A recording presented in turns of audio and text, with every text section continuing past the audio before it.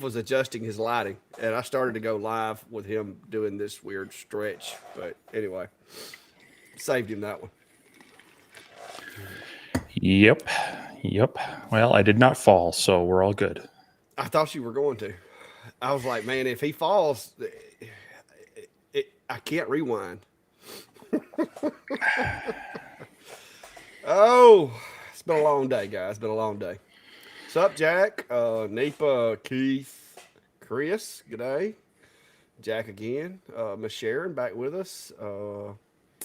Lisa Crowder. That's not a name that rings a bell. It looks familiar, but doesn't ring a bell. Jody. Brian, of course. Of E- course. yeah, E.T. Jody. Da, da, da, da.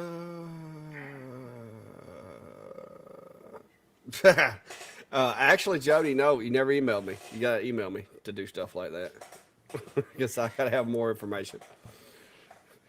You probably wouldn't be able to burn it anyway if it's 25 millimeter tubes, because that's a lot of space. Just got to get creative. Yeah, ET says he got his eights are adjusted, perfect circles now. Nice. Yeah, those little concentric nuts will get you if you don't watch it. Uh, Hello from Chattanooga, Mr. Larry there. Dwayne, York, Pennsylvania. We still trying to fill in the box over there in Nevada. So anybody from Nevada, please join the map. Uh, James, Lower Alabama. OLA. Eastern Nebraska. Yeah, good crowd. Good crowd so far. Maybe a few more will show up. It's just now at 76. But if not, it's just more room for questions from the rest of you.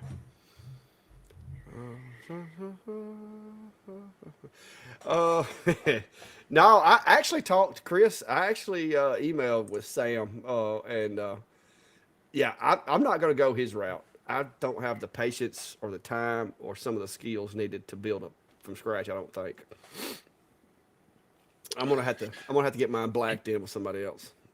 It's yeah, it's definitely a process. I mean, I built this back when it was supposed to be a garage with a small shop section on it.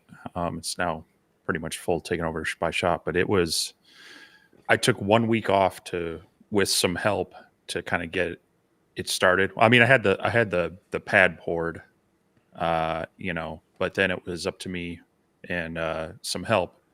And within 1 week, three of us working like 12-hour days got it all framed up. Uh, and the framing inspection done. But it then took me another, I don't know, 2 months to finish it off. Working afternoons and weekends. Yeah. Well, congratulations there, Evo Boris. Had finally made a live stream. Looks like coming from your side. Good to have you here. Chris Leaf from the UK, I'm guessing, or is that just UK? I mean, Maybe. University of Kentucky could be a option, but I'm guessing UK, Yeah, could be. United Kingdom, Afternoon from NZ. Okay. Well, I'm New Zealand. okay. All right. I was thinking state. I was like, it's not Nevada. Is that like on the Nevada Arizona line? Yeah. Minnesota Customs made it back. Oh, ooh. Soaking in rays from Florida, Titusville, Florida. We got quite a few people in Florida over the past few weeks. Must be all that cold weather down there. Yeah. Yeah, you guys down south getting cold, and we're finally getting a bubble of warm air up here. There's just barely any snow left in my yard. It's been that warm, and we may hit 50 here this week. So, Oh, there you go. Shout out for helping fix the Aitzer. hey, happy I could jump in there and point you in a few directions. I try to check in on the Facebook group and such. Once a day. It was a pretty busy week, but glad I could give you a few things to look at. Sasha checking in from Midland, Texas. Yeah, I think we have a few in Texas, but guys, there are links in the description of my video as well as Steve's. If you're not on the link, and especially if you're regular in the live, uh, just go ahead and drop a pin somewhere. so that we'll know exactly how many people we have in the area. Kind of like at the end of the month when I'm going to be in Georgia, it gives me an idea whether or not I even need to set something up, which I plan to do, so that I maybe have dinner with a couple of the guys from over in Georgia or whatever. So when we travel or go somewhere, it's a good gauge, and it also is it's just cool to look at. Face it, I mean, it's just neat to see the coverage of what just two guys in their shops talking can have, which is pretty awesome. Let's see, Gastonia, Tenaway. Okay, they're talking to each other. Northeast Louisiana. Been down there. Oh, Super Duty said he's in Wilmington, North Carolina for the moment. He likes to roam around a lot in that big semi-trailer looking motorhome he's got. Brian said he still got 6 inches over in Milwaukee. Y'all can have all that. We had like some frost for a little while. I sent a picture to Steve and he laughed at it. And it just, I mean, everybody around here went crazy because we had just like a little bit. There was no, I even went to the store to check. There was no milk or bread at the store. So, Yes, it's cold out, so stock up on perishables. yeah. I guess it's so that if it gets cold, I guess they'll keep. I don't know. Well, it's got to be cold enough and stay cold. I'd be worried down there, but losing power in it, going bad. That's why Up here, we I just always go try to outside. keep Spam around, but my wife doesn't like Spam because that stuff will survive. It'll survive for hundreds of years. It's a delicacy of Hawaii, made in Minnesota. But Mark says he pulled the trigger on the IKEA 70 watt. I have no experience with IKEA, so So I'm going to be curious. I haven't looked closely. I know Atom Stack is coming out with their 70 watt, and Atom Stack and IKEA are allegedly one and the same. IKEA is supposed to be what do they say, the premier, the high end brand of Atom Stack. As seen in most of their things are fairly similar. So I'm curious. I haven't looked too deep to see the differences between what they're advertising on their IKEA machine versus the Atom Stack. So yeah. Well, I'm supposed to be getting the A70. They did tell me that because they're, I guess, the way they ship it or whatever, it's probably going to take an extended period to get here. But according to my Atom Stack contact, which is the same one that I got the X40 from, he's going to be sending that out. I hadn't got tracking numbers or anything. I don't think they generally give me tracking numbers until they get stateside. I think they wait because with Atom Stack, a lot of times they'll tell you it's sent, and then you won't get a tracking number for like 2 weeks. So well, I've had that same thing with them where they send me the tracking number, but I think they have a label for UPS or FedEx in the States, but they're shipping it, in mass some other way, whether it's coming on a container or something else, because it'll be a couple weeks or longer before it actually the tracking number starts registering anything. So, but even 2 weeks though, that seems a little quick for a shipping container. So I don't know. Maybe they're just doing like a bulk, get a bunch of them together and send a pallet over on an airplane or something. But, yeah, Brian says that spam stands for stuff posing as meat. Never really thought about it that way, but I guess it could. The stuff's good. You fry it in a cast iron skillet, throw a little mayonnaise on there, a couple pieces of white bread. Man, it's good. My wife does not appreciate it. She never makes me spam sandwiches. I grew up on those things. But let's see here. Patty Hart says hi from Limerick, Ireland. Okay, I don't know if we have any spots on Ireland, but you need to drop that on the map too when you get a chance. Has a question about what paint do you recommend for laser engraving photo frames? I'm assuming you're talking about if you want to use a paint. You're talking about doing the glass itself for picture frames. Is that kind of where you're trying to go with that? you asking me? No, I'm hoping Patty would respond. I'm watching I scrolled down to the bottom, but I just use Cermark. I know you're supposed to be doing like a side by side like comparison of the three main ones, but I don't know if you've got the round to doing that yet. I finally got the last one in, but this week has been torturous for me. So unfortunately, I haven't made any progress on that. But yeah, I do have Surmark Brilliance and the OhmTech spray. And if I get a chance, I might throw in um, a couple other of the more, I don't know what you'd call them, like non-official marking spray options, to kind of maybe do some testing and show some difference. But yeah, if it's glass, Cermark works well. If you're just going for a frosted look, really any dark paint that you can then wash off will work just as well, to get the frosted look. So if you do it right, though, you can get Cermark to actually fuse and stay black. But you got to get that balance where it's causing the glass to kind of fracture while not burning away all the Cermark. So it's a little more of a playing with your speed and power to get that to work. So Yep. Got a hobo with wood in the house over there. hey, He's probably making something right now as we speak. That's what I was doing when I watched him earlier. So I can't say anything. I was I, sitting I here was working on all that. I was shop cleaning. I was tearing some things apart, making some room. So, but Yep. got a question here from Oh, jumping right. I Gillette. Looking to buy something to run Lightburn. Would you recommend a laptop or mini PC if those were the choices? This day and age, unless you have a real fixed point where you're always going to run it and never move it, I would always go with a laptop over a mini PC. I mean, they're running so much of the similar technology at that scale that you're kind of just limiting yourself with the mini PC to a static environment versus the laptop. You can move around a little bit as needed. Now, if you have more of like a tower and some extra ports and, definitely setting up a dedicated station, and or you happen to come into a really good deal on one. I actually have a small mini HP PC running my SainSmart 6050 with a monitor mounted on the wall behind it. And that's really nice. Keeps everything out of the way, but that's kind of dedicated to that one. And I was able to pick up that mini PC for about $100, and I already had the monitor, so I wasn't going to run a laptop for that. But um, yeah, it's kind of nice to be able to have it on something a little more portable that you can just quickly move around. So I would go with a laptop, but really it's going to come down to maybe what you have besides.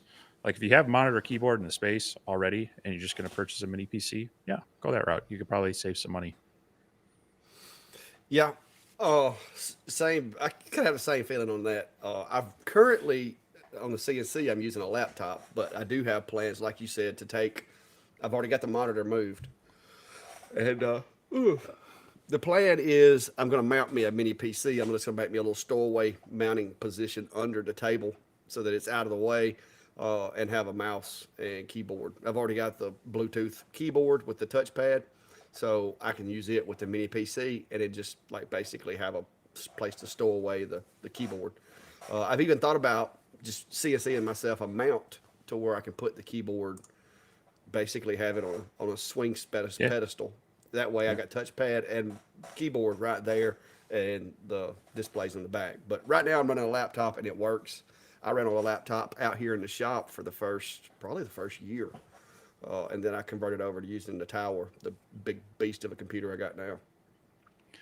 Yeah, as a matter of fact, at the college I work at, we only offer people laptops, and if they are requesting a desktop of any type, we question them on it as to what's the business or academic reason why you'd go with that versus a laptop. Because of this reason, laptops have made us so much more flexible in the past 4 years. So They're a lot easier to service too from an IT standpoint because you just go grab it. I mean they are, except for certain ones they're very hard to actually service inside of them. Whereas a Oh desktop yeah. gives you a little more flexibility. But Oh, you anyway, mean you have to take them all the way apart just to change out the RAM, yeah, well, or break the even computer in even just half and even just put pulling a a hard keyboard? drive out of some of those, you're doing feels like you're doing open heart surgery. So Oh yeah, yeah. I hate the ones that you have to come in through the keyboard to get to the hard drive. yeah, Those terrible. Let's see. Hectic is asking, and I don't know. That's kind of that would depend. If you have asking if we have any partnerships with any big corporations. I don't. That would depend on your big, I guess. And what do you mean by partnerships? Because both of those words could be very skewed one way or the other. I know I work with certain companies as far as they send me equipment and I test it out, give them feedback. Sometimes they address the feedback. Some companies may not address it, but it's not. I wouldn't necessarily call it a partnership because they don't, they don't dictate what I do. That's kind of my rule. I don't take anything. If there's anything anywhere saying that I can't say what I want to say or do what I want to do, I don't. I don't get into that. That's not what I'm here for. Yeah. A lot of the times when I'm dealing with companies, the term collaboration is what's used. Um, Yes. I mean, anytime a new company reaches out to me, I straight up tell them will not accept payment for. Um, I'm not someone doing media for you. I'm not going to be paid by you, but I'm willing to work with your products to do an overview of them, and then if they're good, continue to use them in some projects and such as things come up to kind of highlight them and such. But that I try to keep my channel more informational, educational, hobbyist. Um, so and that just kind of helps the conscience of I'm not, if they're paying me, then I feel like I'm on their payroll and they can dictate to me terms. Yeah. But yeah, as far as that, there's obviously, if you look at our channels, there's some companies that we've worked a lot more with, and that's just from relationship building with them, and them trusting us to be fair and honest. Whereas some, it's kind of a one and done, whether it's they are a flash in the pan or for some reason they didn't like what we did with it. But yeah, there's a few, but outside of lasers, not so much. I try to keep it focused on fairly topical, because we both have had other places reach out to us about some Yeah. random stuff. Yeah. Yeah. Was it trash compactors and you name it. And early on, I mean, it was kind of flattering, and I'm like, hey, I'll try this. But then you learn it's if it gets too far outside your wheelhouse, it's just a hard connect, and it's more trouble than it's worth. Yeah, But I feel awkward enough trying to find the balance between talking about lasers and being more of a salesman. I don't want to be yeah, salesy about it. And that's where if you get outside the wheelhouse there. I mean, I've had some that have been tangential. They're like, "Hey, we want to partner with you on our LED lights." And I'm like, "Well, I could put different lights in my shop, but I'm not making a video over it." So, yeah. Well, hello, Kyle from Anniston, Alabama. I know exactly where that's at. See, I'm good on that geography. Chris says that he loves spam, but his wife's not impressed. He's kind of in the same boat I'm in. And Dale apparently likes smoked spam on his pellet grill. I've never really smoked any. mm, Might have to try that. I'm Uh, curious if it would how well it would absorb some of that, being that it's pretty moist. yeah. But I mean, yeah, there's an idea for this summer. I might have to get me a little smoker and put on the porch of the shack out here and smoke some spam. at least smoke Hectic some pork chops cuts. tonight. Hectic cuts is saying, like, do we get jobs from huge corporations that are already established on a national level? I am not equipped for that. I wouldn't know.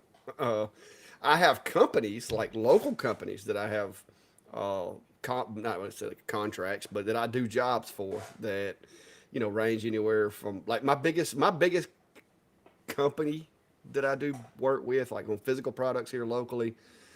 On an average, I run about $13,000 revenue through their account. Now, I have expenses because I'm making stove covers, I'm making cutting boards and stuff like that. But that's the biggest customer I have. And to be honest with you, with everything I got going on with YouTube and chores around the house and kids and band practice and all of that, I can't do anymore. That's why I have folks like Klein that I spill over to, because until I can go full time in the shop, I can't take on any more customers. I've had other realtor agencies and stuff like that ask me, could I please help them and do the same thing for them? But I can't. I have to send it to somebody else. It's just too much, and trying to maintain a balance, which I'm terrible at anyway. because I get so focused on, especially with the YouTube. It's kind of YouTube's one of those things that at times you're driven by companies wanting you to try out things or people sending you questions or requesting certain topics, but at other times it's basically just whatever I'm doing, whatever I'm having fun with. And I stay in the shop and work a lot, and so sometimes I get on a roll to where I'm doing these different projects and stuff, making videos. And then it's fun. The recording of the videos is fun. It's the back end of editing it and trying not to make yourself look stupid, and taking out all your like where you can't spell or you can't count or whatever out of the video. So that's what takes so much time. In my opinion, is the back end, the editing.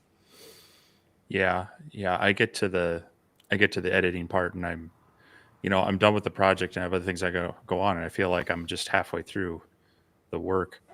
But yeah, I not so much with well, tangential to lasers. I have done some work, more development work, as also technical writing work with some larger companies. Some of that was kit production that I've done for some. I've actually in my past business of RC modeling stuff, I created some airplane stands, and I did have a few places want me to do kind of special runs of those. And so, that was more of trying to figure out, drop shipping a larger amount of them to them and making sure that it was, I was still comfortable with a profit. They had enough margin to make some on it and such. And including some of that was working with them on some of their products, then also needing to work with the factories in Vietnam. Never had to go there, thankfully, but the time differential of, hey, let's look over the CAD files here and let's make these changes, and then getting prototypes sent over. So yeah, it's definitely an interesting thing when you get into that larger scale corporation rather than dealing with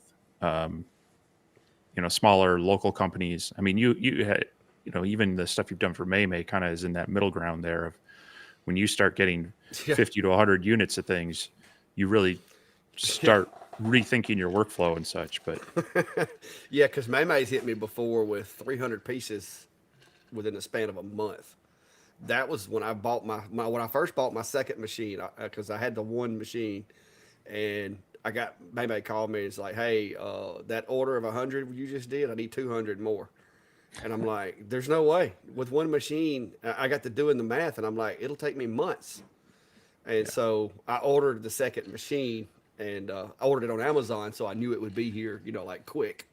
Hmm. And I got it in the shop, got it set up, and I started running both machines. And when I saw the gains in how much I could do in a shorter period of time, that's when I got on the whole army of robots idea. Is because it was like, okay, I can either spend $10,000 on a CO2 machine, or I just get 3 or 4 more of these and be doing multiple projects, and it's still working for me, and the machines keep getting faster and faster. So Hmm. Michael is asking about the titanium dioxide powder. I see. I'm the guy that I like to buy a can and spray it, and it works. I don't want to have to be trying to measure and mix and do a bunch of math. I just want to spray it and go. So Um, I I stick with Sir Mark. Yeah, so I started going down the Norton White Tile path. Gosh, a year plus ago, playing around with that. And I think I may have ordered some, but then got distracted from that project because there's both that and that's something that's used what I think in soap quite a bit, and so you could, like you say, you can mix it in with some alcohol and kind of make your own spray that works well rather than just worrying about the spray paint and such. Um, so yeah, definitely something to play around with, but I haven't done any tests myself on that mixture. The other thing is the marking spray is what is it? Molybdenum is the Don't chemical ask me. that's in that stuff, and you can get that in a powdered form as well. So I think I had looked that up at one time to see if you can make kind of your own paste out of that. That's back when Surmark was, I think it was originally more in a brush on bottle kind of paste. I still have an old bottle of that as well from a while ago. But no, I haven't because, as you said, when you get going on a project, you just kind of want to spray it on and go and not play around with too much. But from the interest side of can it work and how maybe economical or reasonable would it be is more of where I would find the interest in. So Yeah, well, I try to stay away from anything that I don't know for sure that I can burn. I try to avoid it. Occasionally, I'll have somebody that's a repeat customer that'll be like, "Hey, I really want to do this, this piece here, and it's something I got to have Cermark for. I want this look, and I got to have it." But for the most part, as far as the things that I sell or the things that I try to get behind, I stick with wood because I know wood works. I know what the settings are. I don't have to have any special sauce. A lot of people are like, "Oh, how do you get your engraves to go dark?" I've done enough wood. I've done enough experimentation. I can get black engraves. Matter of fact, y'all haven't seen this one. And before anybody says anything, this is for a friend, blah, blah, blah. So, all you copyright police. well, you know that just because it's for a friend doesn't get you off the hook there. Well, whatever. But all I did was burn the graphic for them. All right. Now, I did have to play with my settings to get that two tone right there. And I was a little worried that when I put the mineral oil treatment on here, that it was going to change the look, but it did not. So, but yeah, it turned out nice. And this is like a 10-pound piece of pecan that come off of a tornado blown tree. And I spent a lot of time sanding this thing. Yeah, that's as you mentioned, it's best to stick to the things you know. I mean, you and I both run into people in various groups asking, "Hey, I've got this order.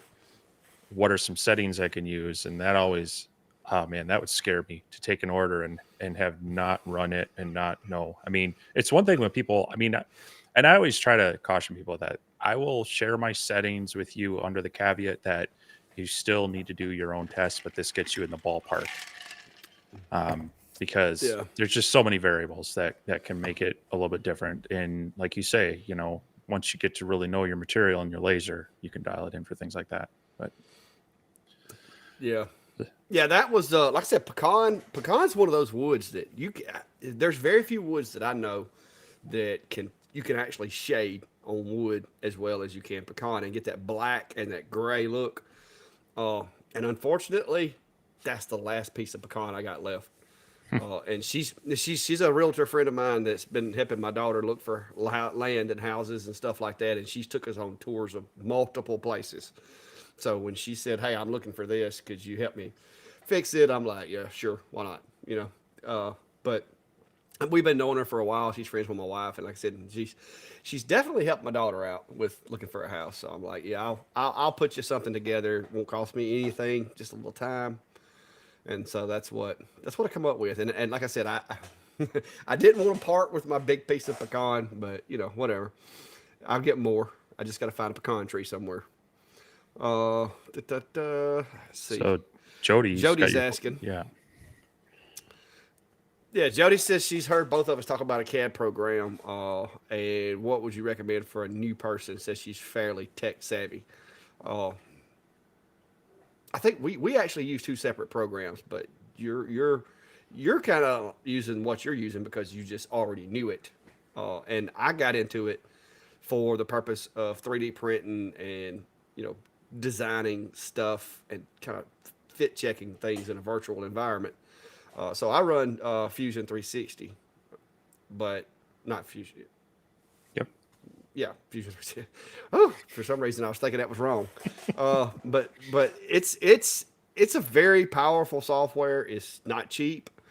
So if you don't have a way of recouping your money from it, like selling files or making stuff to sell or whatever, it's going to hurt your feelings to have to buy that license, but it can do most anything from laser files, CNC files, 3D print files. It can do it all. And then Steve, I don't even remember which exactly. Is it SketchUp is the one that that's kind of your go-to, isn't it?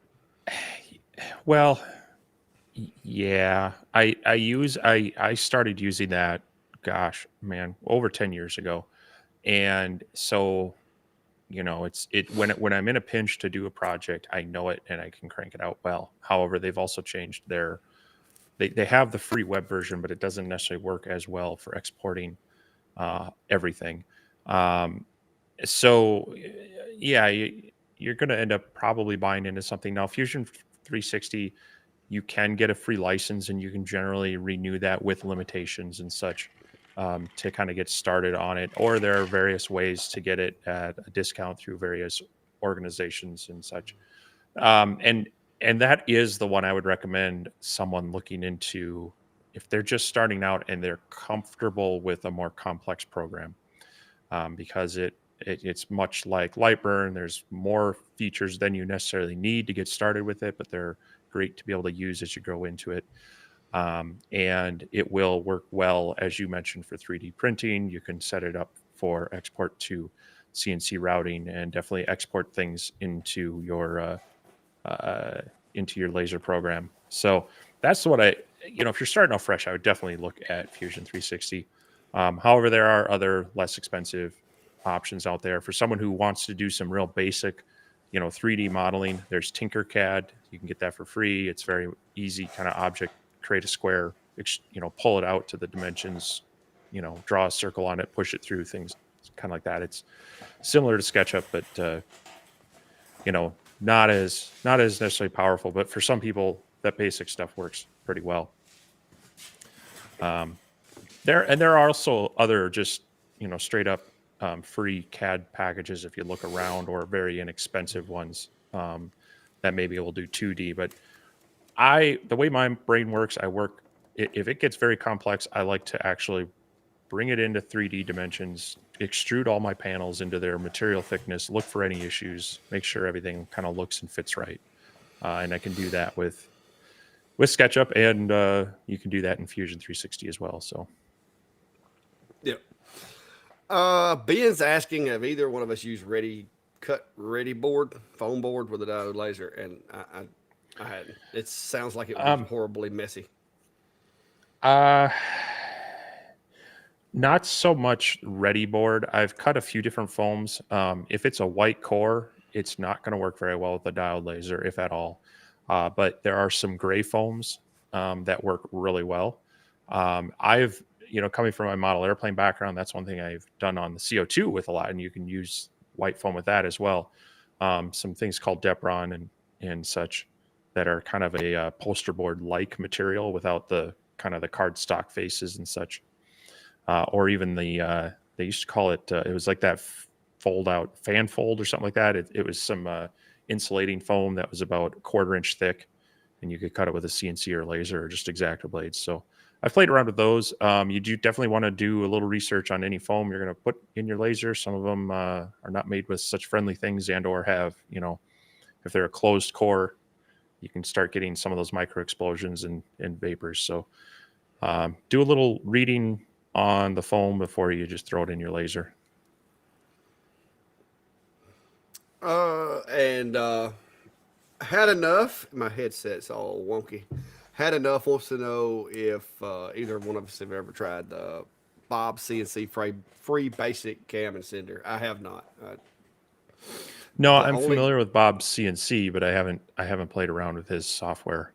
Um, so unfortunately, I can't really speak to it. Yeah, and Brian wants to know if anybody's reached out to you to review an RV yet. Uh, no, and I hope they don't, because the taxes on an RV would be outrageous. But if they want to, have me do a long term loan of a teardrop camper trailer, maybe I'd look at that. And more spam. And apparently, Yuri thinks that smoked spam might be tasty. We're gonna have to put that. We're gonna have to put that to the Yeah. test. So you know, so spam. They've got their headquarters here in Minnesota, and they actually have the spam museum is only about an hour What? away from me. So if What? everybody wants to do a meetup, we can just Austin, Minnesota. Um, we'll go meet at the spam Oh, museum, and then maybe we'll we'll sample a few different variations at the end. Running the Merle's Verl is saying that is running the MK2 30 watt running air assist all the time. Seems to do really good keeping the lens clean. Recommendations for being able to turn down the air volume when engraving, or does it matter? The only reason it would matter would be if you're getting just way more discoloration on your material than what you want. And yes, there is a way to do it. I don't I don't know that I would recommend it necessarily with the pump that Rolly sells. I don't know if it would cause a problem. That might be something for them to ask. But a lot of these pumps, if you start, they're not made to generate pressure. So if you start restricting the airflow, it could put a little more pressure or wear on the pump. Uh, but uh, but you can actually get little valves that you just basically cut the line and put it in line, and it's got, I've got a bunch of them, but you can turn the flow down. But like I said, keep in mind this could put a little more strain on the pump than what it was intended to be under. So, it's a sell off. Me personally, with the Rolly, I, I run the air all the way up all the time, and pretty much any of my machines, I run full air all the time. Worst case, I have to sand something a little bit. Um, so I've had a few machines that allow you to have variable air. Um, and more of the newer ones are coming out with that. So like the S1, if you get their advanced air kit, is like that. The P2, you can set, well, both the S1 and the P2, you can set if it's a cut layer or a scan or score layer, you can have different air volume settings with it, which is nice. Otherwise, if you have an air pump that has a variable dial on it, that's how I've done it in the past. But I don't like the idea of constricting it with like physically constricting an air pump. That generally is not the best idea. And as you mentioned, you could usually dial in the settings that work well with the air on full, which just makes your life a lot easier. So, Oh yeah. Uh, Wait a minute, wrong one. Rusty, I'm not sure which machine you're talking about.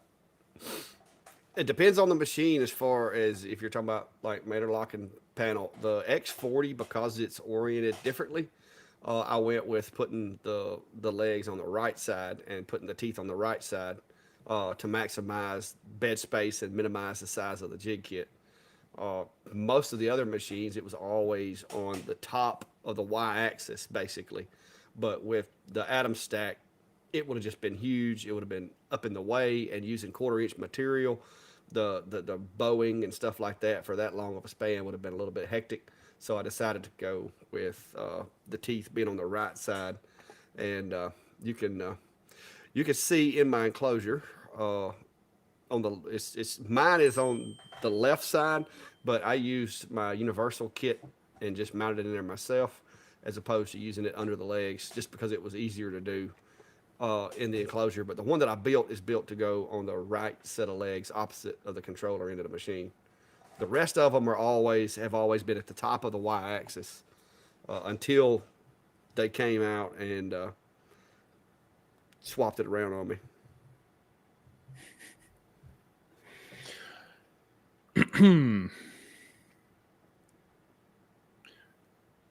So Not Board Woodworking had a comment on that custom board you made. Said it was half gorgeous and half ugly as anything they've ever seen. Must be a I don't know or which fans they were of, but apparently they are strong fans of one team and not the other. But Do I know? Not Board Woodworking had a comment on your pecan board that it's half gorgeous and half ugly. Yeah. Well, that's. I guess she's one of those that goes for whichever or both or whatever the case may be. Mm-hmm. So Trying to get caught up. Comments keep coming.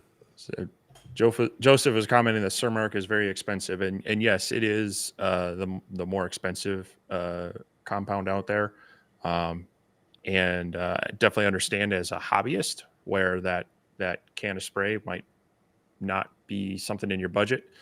But if you're wanting consistency and you're charging out for your projects, um, that can goes a long way, and you should be able to price that into the project pretty well. And that's the thing I appreciate is you can do a lot with a lot of these other types of paint. Even like on glass, tempera paint works well, but you got to get it on. You got to get an even coat. You got to get it on smooth and full coverage, or it's going to show up in your engraving. Whereas, most of these laser marking sprays go on a lot smoother and even. That just makes your job easier. So you're either going to spend the money or spend the time is the way I look at it. Now, if you're doing it as a hobbyist, you probably can do the time, but if you're trying to crank out orders, that's where you start justifying the cost of the spray.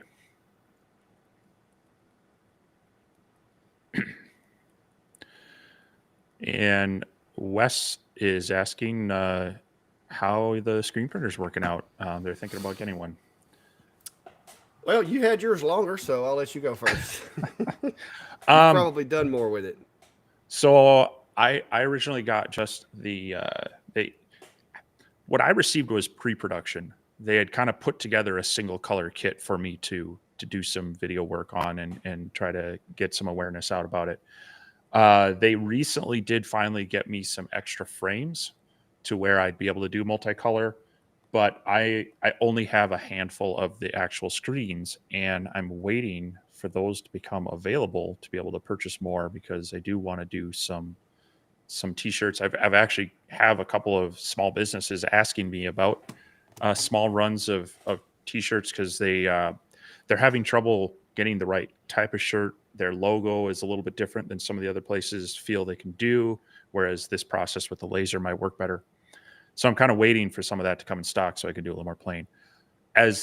My opinion of it, if you're doing small runs, maybe as just as a hobbyist or a very small shop, it's great. But if you're going to start doing multiple runs, especially multiple color, that's where you're probably going to run into it being the limiting factor very quick. But if you already have a laser, the price is pretty attractive to be able to get into and start doing some playing. So and that's where I was at. Is I had done it a couple times in some various. I mean, they do it at the college I work at in the graphics program, and then at the makerspace and such. So I had experienced it, but never had my own play with and do things on. So, but yeah, I mean, you can, want to make some of your own promotional things, you can do that pretty easy with one of these. You want to, whether it's, I mean, obviously this is for my channel and such, but everybody does like the family reunion swag or whatever. This would be a way to be able to do that without, paying a whole lot. That being said, if you don't want to get into screen printing, but want to do some customization, look into DTF. You can get those made for you pretty simple. They basically just iron on or heat press on, and they seem to be. I've done a couple of them. As a matter of fact, that's what this is. So it's also an option for doing some customizations where you just order it from a place without having to buy the special laser printer and material and toner, and then either a heat press or an iron on will work. Yeah, like I said, I'm not the silk screener of the family. When they asked me to take the machine, the laser side of it, I thought it was cool. I thought it was neat, and I would like to be able to make my own hoodies and stuff instead of having to order them, because I'm a big fan of, let's say, Carhartt and some of the other companies that you can't really go to places and order that kind of stuff. Uh, these I get from Spring through my affiliate store or whatever. But I wanted to get like some Carhartt or some Wall or something like that. That's a little higher end stuff and do my own. And so when they mentioned sending it, Brandy was like, I'd be willing to do it. And so she seems like she's going to enjoy it. I don't think she's done a whole lot with it this week because it's been just, one of those weeks. We have, kids to pick up and drop off, and she does most of that. And so by the time she gets through with her day, screen print is not really at the top of the agenda. So she hasn't done a whole lot with it yet, but we did look around Tractor Supply yesterday, and I found some shirts that I wanted to do, but they all put pockets on there, and I don't know that having a pocket and a logo, because they put the pocket on the side where the logo needs to go. So I just don't know unless I put the logo on the pocket. But then the companies like to stick their logo on the pocket. So we're still trying to find the perfect blanks for Um, doing that. I did find some hoodies that match this one that are Wall brand that they sell at Tractor Supply, and I got two of those, one for me and one for Brandy. do you have do you have a Hobby Lobby near you? There's one like 35 miles away. Yeah. Because I know the one here does stock. What is it? Like Comfort Colors and a couple and a few of the other brands in just blank. But the quarter zips, the hoodies, the t-shirts, and they have a pretty good price on them actually. Comparable or maybe even better to Amazon if you're wanting to buy onesie twosies. Now, if you're going to buy in bulk, then there are other options Yeah. for that. But that might be somewhere to look. Yeah. Matt's asking that the light burn issues, latest updates fix the issues with the S1. The problem with the S1 is that there's functions that the machine offers that Lightburn doesn't support. And until they add that functionality to Lightburn, in my opinion, you're going to be better off run XCS and on for the S1 as well as the P2. Uh, and XCS has came a long way, albeit it's not the design software that X2 that Like we're Lightburn is. That Lightburn is. I'm trying to read comments and talk. Um, you lose some functionality trying to design in XCS, but it's easy enough to design it in Lightburn and then just send it SVG or DXF over to XCS. But as far as the actual deployment of the burn, you lose a lot of functionality with Lightburn, and I'm not crazy about that. And if the machine didn't have that functionality, I wouldn't worry about it. But it's some of the stuff's pretty cool. Like the autofocus works with Lightburn, but like the curved surface and some of the other things, the 2 point marking that it does, that doesn't work in Lightburn currently. Now it may one day as other companies come on board and start doing it, but you got to look at it from Lightburn's perspective too. They're not going to rewrite their software to support one particular machine, and you really can't blame them on that. So, right. and I have actually been playing with Carbide 3D, Carbide Create, as well as the Carbide. Is it Move or Send or? Hang on, I got to look at the icon. Carbide Motion. I've been playing with those because I do, as y'all know, I plan on getting the Shapeco 5 Pro to go over there. I just haven't done it yet. I'm still enjoying the 6050 for now. I'm playing around with it and learning to VCarve. So I figure if I'm going to cut a spoil board or a machine in half, go ahead and do it now before I get the big one.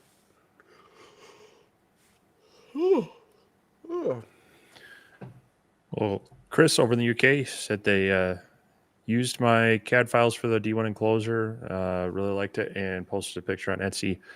Yeah, I think I saw that one come through, and it looks great. So glad that worked out well for you. And I actually had a Facebook memory come up on my personal page from 2 years ago when I was kind of tinkering with the design.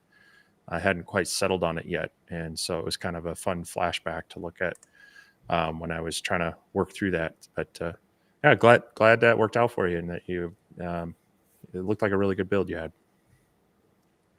I have no idea on this question.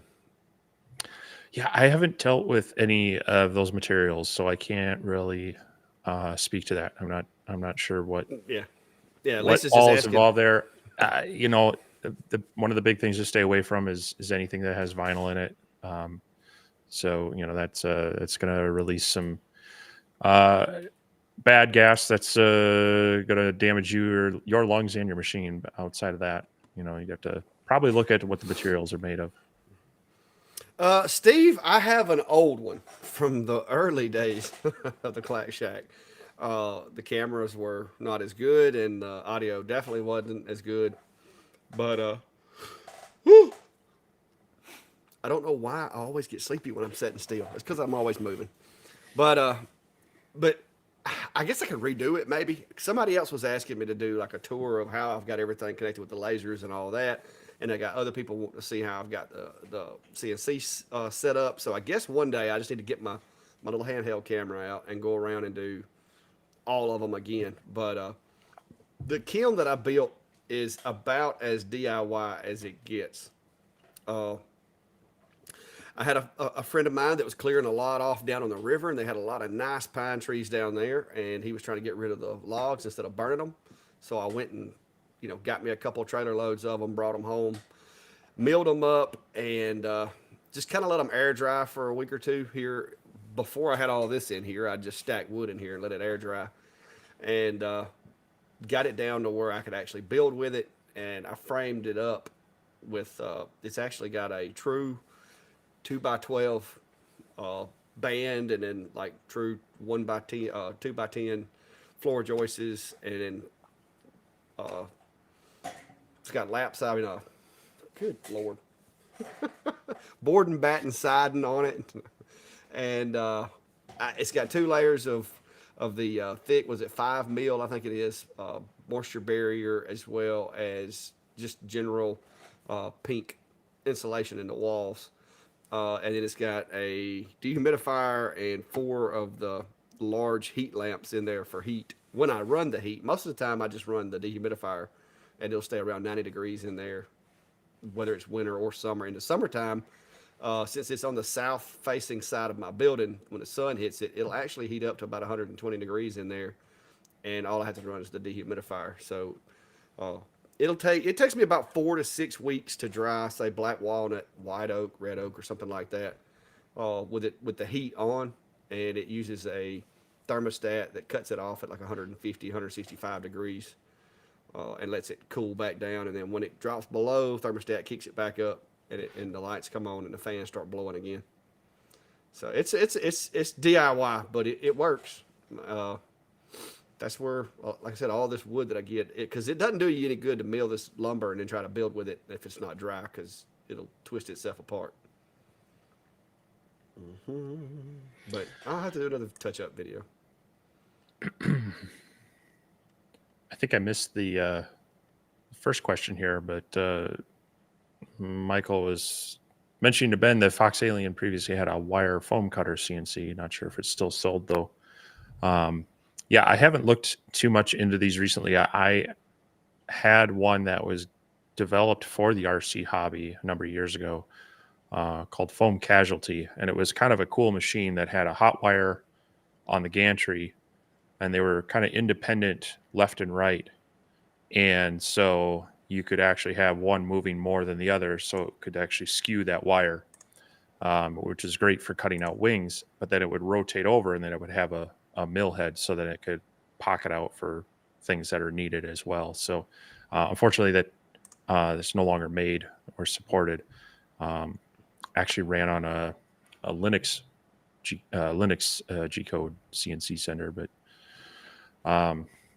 yeah, I haven't seen a whole lot of other hot wire foams. Not that I've looked for them too much recently, but they are an interesting thing. Yeah. I missed this one earlier, but not Board was saying that my internet was struggling, but that's not the case. I don't think that's the problem, seeing that I'm running. I just checked it, and I'm running, I don't know, 950 megs. So it's not my internet. If I do have any problems, it's either going to be something with the computer or Facebook or YouTube having a problem. It's not typically on my end. It's often when it's being it's the encoding on the service providers, and like, YouTube, Facebook, Twitch, whoever, that's where it tends to be. But sometimes it's not. But it's been pretty solid. I haven't noticed you fading out on me. So yeah, I haven't either. Like I said, and guys, I've got a full gig of internet to my house, and then I have Cat 6 double shielded cabling run from here to the main router back in the house, and I've got everything terminated with Cat 6 ends and all that. So I have a 2 millisecond ping and 960 something megs to Atlanta right now. So I don't think it's on my end there. yeah, you got a lot more than I've got. Yeah, well, and the weird thing is you can go to downtown where all the big businesses are, and the most internet you can get is like 50 megs. But I live out here 15 minutes from the center of the Clanton, and I got a gig in my shop. So but it's because I'm on a electric cooperative, and they already had a power line and decided they wanted to get into fiber optic cabling, and they did, and it's awesome. Because for years I did not have any internet here, and then finally it came. Brad saying he's thinking about getting the 6050, just wondering what the footprint was, so he can build a table for it. Do you know right off, or do I need to? No. I know I mentioned it in my video, but I haven't thought about it since. So I know it fits just barely on about a 30-inch deep, because you got that stepper motor sticking out the back. You got to leave room for, and then I'm also gonna say probably about 42 on the width, and 33 on the front and back. and also that the drag chain is going to come forward of that when it's all the way forward too. So you want a little wiggle room, or nothing It does, impeding doesn't it it? in front. So Yeah. yeah, about 33 by what'd you say, 42? Yeah, it's pretty, because that stepper is like 6 inches from the back of the Yeah, machine. it So yeah, sticks out a ways. And then for probably also on the 42 side, for on the left side too, it sticks off to the side as well. So you can't have it just shoved right up against the wall. So yeah, no, she's not tiny. no, and it's not light either. So if you're gonna put it on a table, make sure it's a very sturdy table. Yeah. I think it's what, 170 something pounds. I've moved mine 3 or 4 times since I assembled it and cried each time. Yeah, but yeah, I'm that's one thing too is, when I get my really big machine, I'm gonna have to reconfigure some stuff, because the computer is not gonna be able to sit on the corner of the table when I get the 5 Pro, because it's gonna take that entire table up. So it's a mess. Hmm. Uh, the DI. What is this? DI. What is a DI extended? Maybe D1. Oh, it works on the D1. That's been done. It's the same. The Y-axis is the same on extended and the standard. And I even made like an extra panel that you can like slap in there that's longer. So if it's the D1, then yeah, I did that like a year ago. Boom, boom, boom, boom, boom, boom, boom. Yeah, the D1 and the D1 Pro and the D1 standard, D1 extended, the Y-axis on those machines is, or I guess it'll be the X-axis is the same. It goes on the back legs. The back legs don't change. The only thing that changes is the side rails for the Y. I'm not sure if they're talking to me or talking to you or Patty. Hinge top with the orange acrylics. That could be either me or you one. Either one. But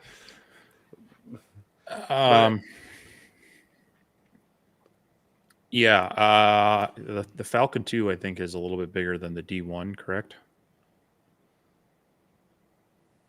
In one of the dimensions at least. And so I think the front. I think it comes out further. Maybe. yeah, that sounds about right. So unfortunately mine would need to be stretched um, to fit that.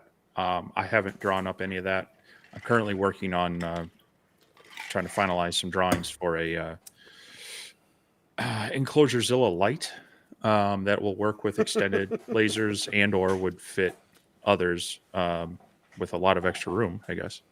But yeah, unfortunately, when I was originally designing my enclosure, my thought process around it was I wanted it to contain the X-Tool D1 that I had gotten and have the laser up so that I could just pull the tray out of the way, use the rotary, which was just the roller rotary at the time. And I wanted it fairly compact because I was going to put it down in my basement workshop. Then came along, the need to be taller for the RA2 and the cameras, and then they added the extensions. so I never got around to really modifying that one for anything larger. But some people have stretched them out a little bit, but then you got to kind of, you got to make sure you're changing all the relational items and such. But yeah, what about you've got the original enclosure plans out there somewhere. Would that fit, or is that too small? Yeah, though that original enclosure plan that I had, yes, that's the one I actually ran my Creality in. I ran the Creality in it. I ran the O'Toole Laser Master 3, the Comgrow Z1. Uh, what else? Atom Stack A30, I think, was in it for a little brief period. Yeah, it's big enough to house the Creality. And there should be plans on either my website or I think I dropped them in the laser engraving community page too under the downloads. And of course, now my current version, that is a longer B. Was it B1? Yeah, Hmm. B1.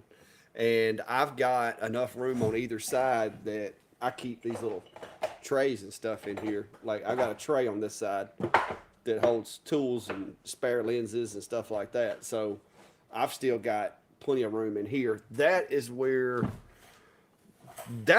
I'm planning on putting the 70-watt Pro that Adam Stack's going to send me because they asked me if I wanted the 850 by 850, which is just way too much laser for what I do. So I told them I would rather not have the 850 by 850, that I would rather have I think the other one's like is it 430 by 430? No, I think it 450 by was 450? it was 500 front to back, and then like 4 to 430 wide. Yeah. I'd have to So look back. I told them to send me that one because I got plenty of room in this enclosure to house that without having to rebuild an enclosure. But I have no desire for 850 by 850. If I need anything that big, I'll put me a laser module on the Shapeco 5 when it gets here. It's 500 by 400. Okay, so yeah, it's gonna be. Is that 500 wide? I hope. No, I think it's 500 deep. Let's see here. I Oh might no, have a 500 problem. wide, 500 wide, 400 deep. I was say I thought I called myself looking at it, The but the yeah, frame the frames they say the frame is 600 by 645, 600 deep, 645 wide. yeah. So yeah, I'm trying to scroll these comments. We're way behind because I'm looking at the timestamps on them. They're 15 minutes ago. Bill Hunter's asking. I've heard cutting vinyl is bad. True, and yes, the vinyl contains chlorine, and when you burn that, it creates chlorine gas, which is corrosive to your laser and bad for your lungs. So it's very toxic to both you and your machine. Um, and so I stay away from it. I wouldn't even try to play around with trying to vent it out because you never know if you're getting it all. You could still corrode your machine, and then whatever's outside has to deal with it, and that could actually get you in a lot of troubles if someone wanted to make a deal out of it. So they do make some laser safe vinyl if you're looking for like the adhesive type stuff. I've never played with it, but that's an option. Otherwise, if you're looking to cut just thin vinyl, the decal type stuff, look into the vinyl cutters. I actually have one. I kind of split with a friend. It's over at his shop right now. They're pretty easy to use and make quick work out of cutting out that adhesive vinyl stuff. Jack is asking. I wonder if Milmage will fork to cover that laser. I'm not sure what that means. Well, I don't Milmage know. is the software that Lightburn's developing for CNCs. Oh no! I can actually.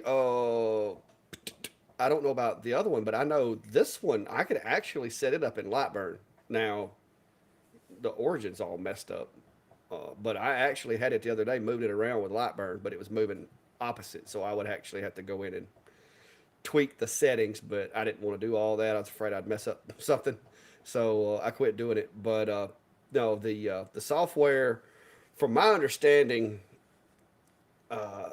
it will still, because it's GRBL controller, it's still capable of being ran by Lightburn if you put the laser module on there. And same thing with this one, but I just haven't.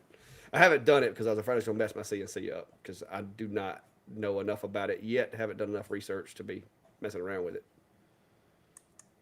Steve, have you tried yours yet? I will tell you, don't home it because it don't know where home is. No, I don't have a laser module for the Genmitsu, so I haven't played around with it in Lightburn. Well, see, what I was going to do is, I have that ComGrow 20-watt module upgrade. And so, I'd have a 3D printer. So I was considering it. So I was like, I wonder if Lightburn can see it. And it can, and it can move it. It moves it. It's set up, but it moves it opposite direction of what it needs to. So I'd have to go in and, basically mirror the outputs and all that to get it to work properly. But yeah, so I was tinkering with that idea, and then I decided I had too much stuff going on to be playing with that right now. Because I figured a 20-watt ComGrow module would be plenty, no faster than it can move.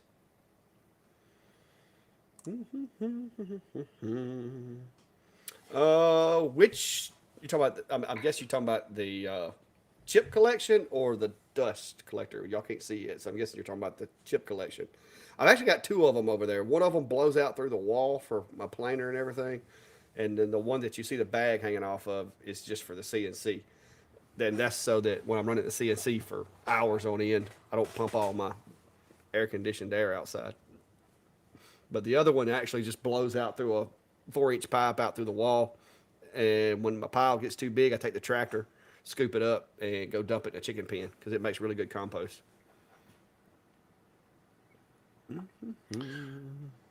So Yuri is mentioning there should be a way to laser off an old screen, spray it with something so it can be lasered again. And actually, yeah, you can get an emulsion cleaner, so you don't even have to laser it off, which will remove everything from the screen, and then you can then reapply the emulsion and cure it, and then send it through the laser again. The issue is if you want to do a multicolor design, you have to have multiple frames because you put the one frame in, pull the design, put the other frame in, and they need to be keyed the same. So once you pull that screen out of the old frame, you're basically done with it as far as a multicolor design. You could put it back in if it was a single color design, and I've done that. But that's why I've been waiting for the extra frames. But I'm also kind of running out of screens to play around with, and I need to play around with that process yet. But they're supposed to be, I think, $25 for 4 of them. So whenever they get them caught up with their pre-orders and such, and they have those available, I'm definitely going to be buying a couple packs of those to do more playing. Brent's asking if I could help design a 3D printed part. I could show you the process in some of the videos that I've done, but I'm gonna be honest with you. Unless it's really simple, right now time is a premium around here. I have got 14 stove covers that are on my board and 4 cutting boards, and I just knocked out a bunch of them the other day. So I needed to have been working on those today, but I've got videos that I'm behind on that I'm trying to catch up on as well. So this week after work, guess what Clack's going to be doing?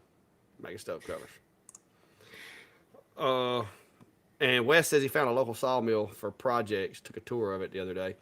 And I'm telling you guys, we were in Lowe's yesterday getting the panels for the stove covers that I've got to make this week. And they had a piece of pine. And I told Brandy, I was like, you see that board right there? And she's like, yeah, it looks like some of that stuff you burn all the time. Look at the price tag. It was $94 for a piece of what I've got a stack of it up there right now, ready to burn. And they were selling it for $94. And it was offcuts because the first 2 or 3 cuts into a log, it's got all the bark and it's really bad to warp and twist. And so I burn it or give it away. And they had it $94 for an 8-foot board that was only like 11 inches wide. And I was like, that's ridiculous. But you can get that stuff. You can get stuff that most sawmill folks don't want to fool with, and you can cut a little 2-foot piece out of it that makes great, like, rustic-looking signs and stuff like that. But you're going to need to dry it before you start doing a whole lot with it.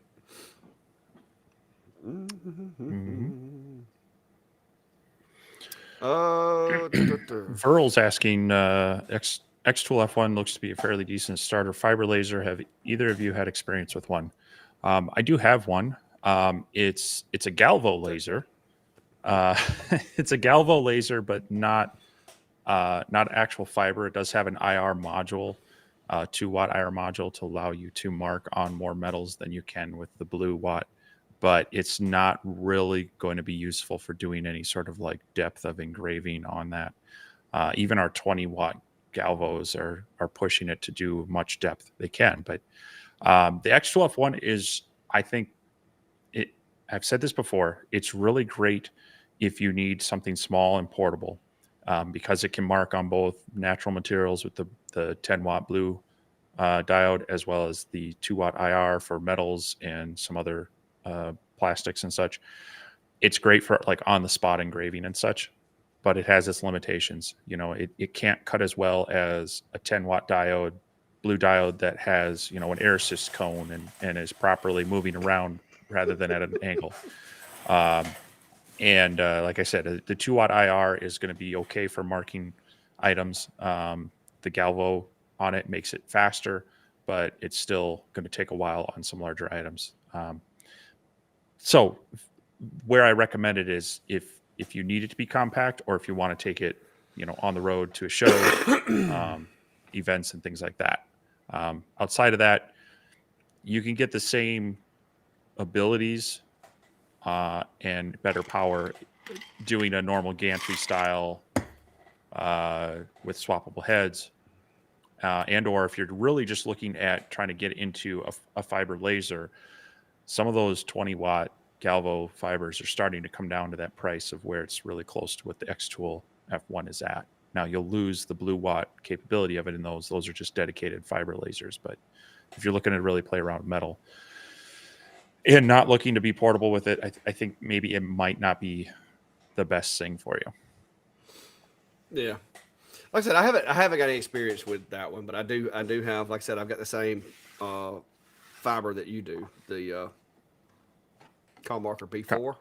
Yep. 20 watt, and it does a good job. But like you said, if you're going to do anything with any depth, it takes longer. It's still not as long as it would if it was just a 2-watt module, but it takes a little bit longer to get depth. But with one of the things that I've done with is brass and doing the little challenge coins and stuff, and you can actually get different shading and stuff like that. It like you said, it's effective, but it's probably not the most efficient fiber laser on the market for sure. The more power, but there again, it's not the most expensive either. A couple of folks asking what kind of wood I use for my jig kits, and I use the same old stuff.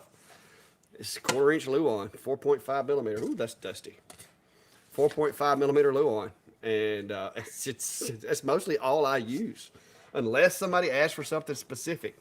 I do have some mahogany that I've milled down over there, some black walnut and some other woods, but for the most part, it's going to be the Luan or some of the stuff that you can get at Home Depot or Lowe's, which mixed results with that. I like this stuff better.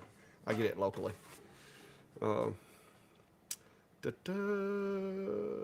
Checked out the Crowley K1C. Is that the printer? I haven't. I haven't been keeping up with their stuff right now. Yeah. Somebody asked me the other day about what's your next 3D printer going to be, and I'm like, why would I want to get another one? The one I got works awesome. I just printed this today. Like this You is need a faster one. why? When I started this print this morning at 9:00. When I went and got it off the printer, like right before the live, because I forgot about it. Because I started printing it and I come out here and went to work.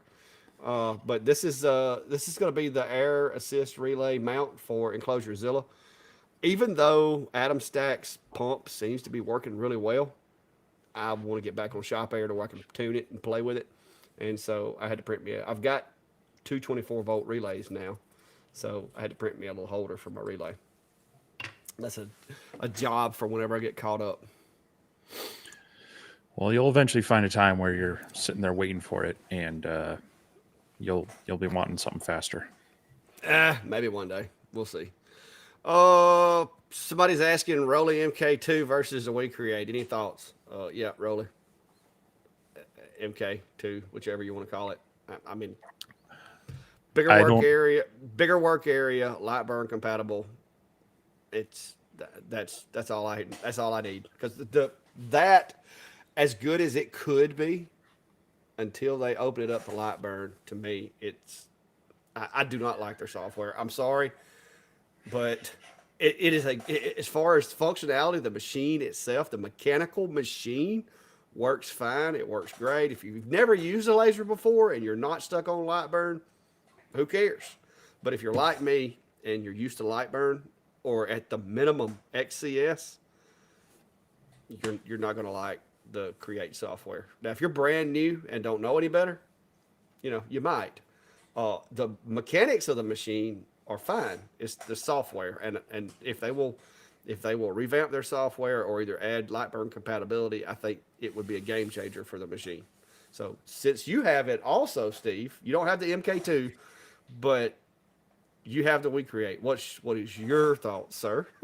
Yeah, I do not have the Lasermatic.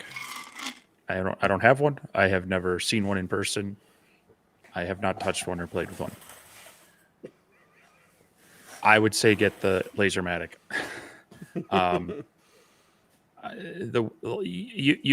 You said it all.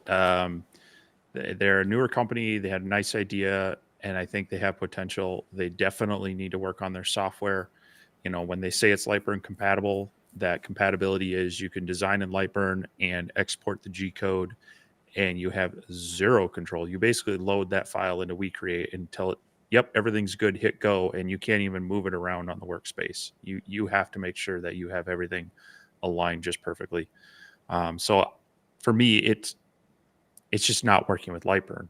You can design and export, but then you're limited to their software and how you control things. You cannot get that machine to be bidirectional within We Create. They'd had to nerf it because they were running into issues where it would lose steps. I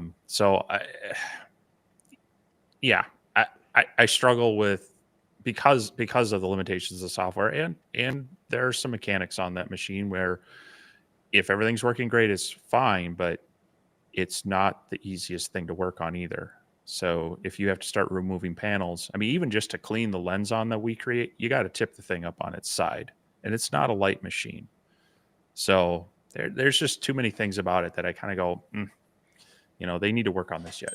So yeah, I would, not having used a Lasermatic, but just knowing what some of my colleagues like David and other people that have them, I would definitely recommend that over there. Well, you've got the don't you have the Algo? Yeah. Okay. Yeah, I got the Alpha. As far as performance wise, speed, agility, the precision of the dot and everything, I would have to stick the Lasermatic and the Algo. I mean, they're right there comparable machines. Difference is fully enclosed, honeycomb that don't move, jig panel that you can purchase extra, pins that align the chuck. I mean, those is what puts this machine over the top, in my opinion, as far as a lot of the other machines.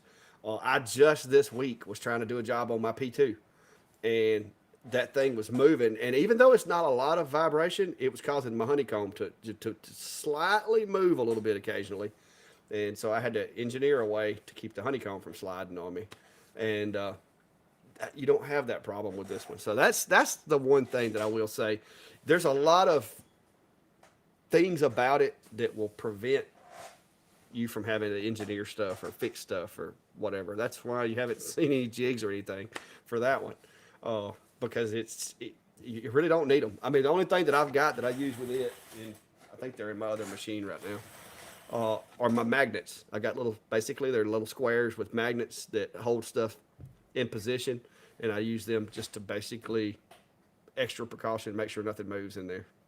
Because these machines, if you start running really high speeds, they do create a little bit of, even if they're on a good solid counter, you're still going to get a little bit of vibration to the honeycomb, which can cause it to move in some of the other machines. But that honeycomb doesn't move. You have to worry more about the material sliding on the honeycomb than you do the honeycomb moving.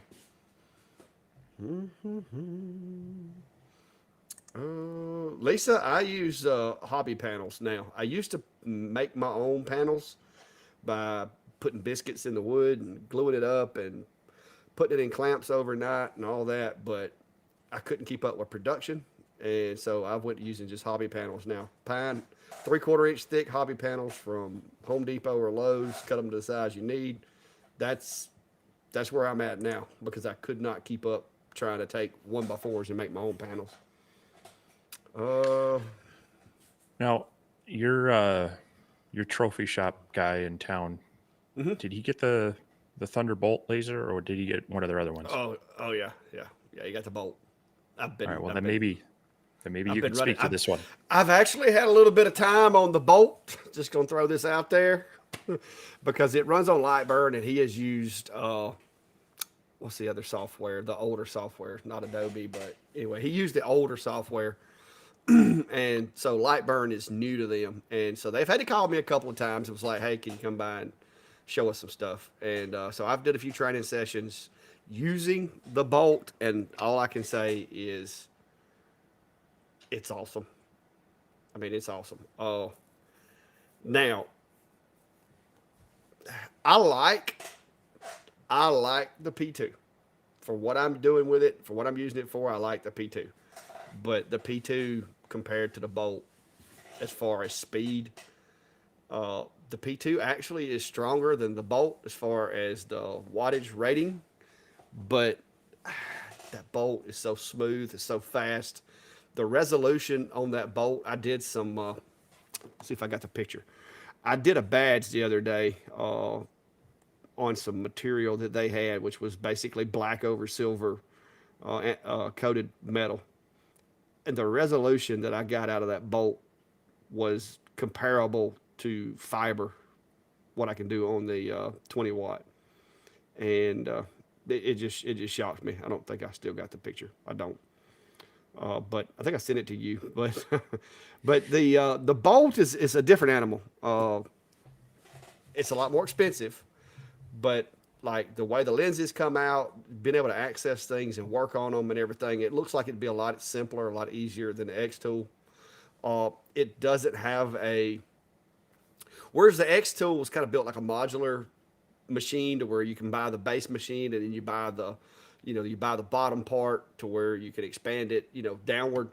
The Bolt is built automatically with a drop deck, automatic focus. I mean, and it's got autofocus like 3D printers use to where it has a touch probe. It raises it up, it touches the probe, it calculates, it drops it back down, and all you have to do is hit autofocus in Lightburn, and it touches off and it sets the focus, and it's perfect every time. So the Bolt it's a different animal. It's, to me, that is where the hobby realm touches the business realm as far as speed. That thing, the speed that module moves or that head moves is just insane. And when the salesperson told him that he would be, because he's got an older machine that he's had for a long time, and when she told him that he would have like 10 times the resolution, I thought there's no way.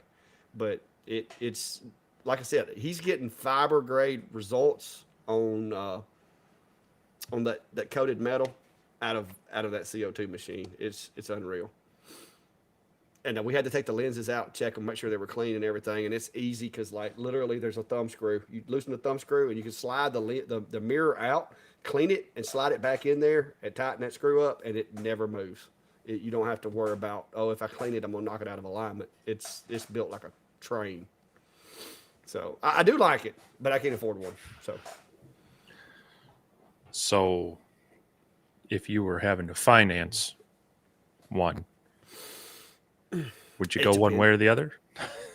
It depends on how much money you're going to get out of it. If I had to go buy one for what I do, no. Now, for what my buddy does at the trophy shop, and as much as he runs that machine, I probably would. I'd probably go ahead and bite the bullet and get the Thunder.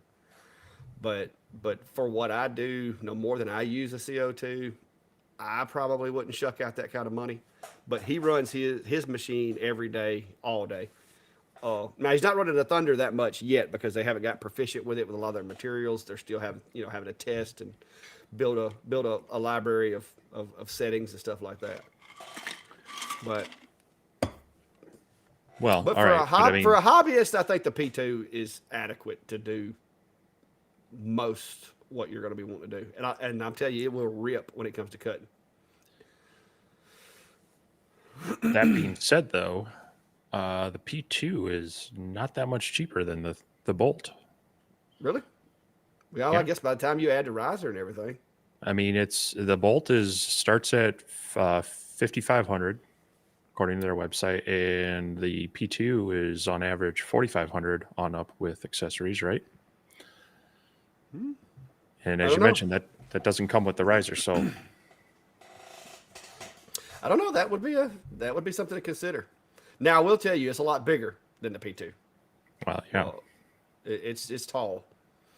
I mean, you could almost put wheels on it and still use it without having to add a table or anything. But yeah, it's a good machine. I'm not knocking it. I've been running it. I haven't run it as much as well. I've probably ran it about as much as I have the. No, I've run the P2 more, but I've used a wider variety of materials with the P2, and I'm getting really good results. But I haven't tested this machine on that material that I used on his the other day, because he does buy his material in bulk from, like, was it JTL or JL distributors or whatever. So that would be something to ponder. That one doesn't have a chiller. You don't have to worry about that because it's air cooled. Uh, I mean, there's a lot of differences. The camera on it's really accurate. I will say that they had a built-in camera in the lid. I don't like that's the only negative. If I had to say anything about it, is why in the world did they put the camera on the lid instead of like Xtool did, mounting it against the back wall? Because there were several times the other day I'd update overlay and I'd have a picture of the wall behind me. So that was the only thing that I could critique it Well, about. I think Xtool gets away with that because they also have the secondary camera on the head. Because the further you get away from that one, I mean, if you have a smaller piece towards the front of the P2 and the camera's way at the back, you'll see some aberration even in the image it creates. So Yeah. Uh, Cheap oven cleaner barrel to clean your honeycomb with. But I'd have to, like I said, let me play with that one a little bit more. I'll have to think about that. Now, I didn't realize they were that much, as far as the price wise. I didn't realize they were that close together. um, yeah, really, you just need any degreaser for the honeycomb in general, because what's on there is basically the vaporization of the glues and the resins of the wood. You know, especially if you're doing plywood, they just get vaporized and they stick to the metal in there. So yeah, I mean, a foaming oven cleaner work. If you want something a little less caustic, you can get just like Dawn Power Wash or LA Awesome is stuff that works really well in general. You just want to spray it down, let it sit, and then rinse it off. Uh, any tips on getting an image to trace more accurately in Lightburn? Trace the military patch that does not pick up a lot of the details. Unless you've got high color contrast and clearly defined lines, I mean, you play with it and get the best result. And you can sometimes trace it in multiple layers if you need to, because sometimes it'll pick up the inner design better, but it'll lose the outer, and sometimes it'll get the outer and lose the inner. So a lot of times you can actually trace an image, bring it in, replicate it, and trace it twice, and trace the inside stuff first time, the outside stuff the second time, and then add the two together, clean it up, and make it look better. Uh, but if not all images are going to trace real well.